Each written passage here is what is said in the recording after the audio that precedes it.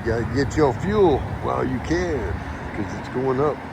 So everybody knows, and so is the weather changing. Out here, Crosby's. Crosby's was the best price right now.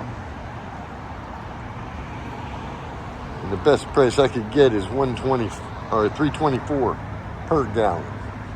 Is 324 per gallon good enough price? Tell me. I don't think so, but is what it is. We just got to accept it. Yes. Positive.